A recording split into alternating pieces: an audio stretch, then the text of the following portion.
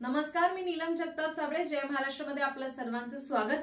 आज दिवसभरामध्ये कुठे काय घडणार यावर आपण सविस्तर बातम्या पाहणारच आहोत. त्याबद्दल मी थोडक्यात सांगते. आज पंतप्रधान नरेंद्र मोदी हे महाराष्ट्र दौऱ्यावर आहेत. सुमारे 10 मतदारसंघांवरती मोदींची नजर असेल.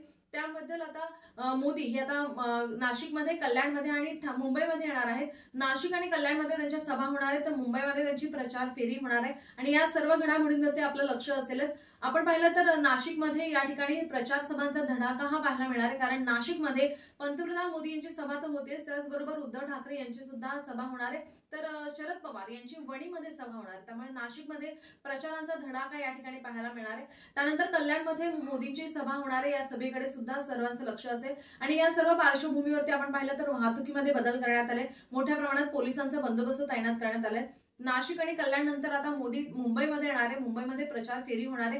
महायुतीकडून, भाजपाकडून मोठ्या संख्येने या ठिकाणी आता जय्यत तयारी करण्यात आलेली आहे. वाहतुकीमध्ये बदल करण्यात आलेले, पर्याय मार्ग निवडा यासाठी मुंबई पोलिसांकडून आवाहन करण्यात आलेलं आहे. तर दुसरीकडे आपण पाहिलं तर अवकाळी पावसामुळे मोठ्या प्रमाणात नुकसान होत आहे. रत्नागिरी या ठिकाणी पाऊस झालेला आहे, तर अमरावतीमध्ये सुद्धा वादळी वाऱ्यासह पाऊस झालेला आहे. त्यामुळे शेतीचं, फळबागांचं नुकसान झालंय. या सर्व घडामोडी आपण सविस्तररित्या पाहणारच आहोत. आपण कुठेही जाऊ नका, पाहत राहा जय महाराष्ट्र.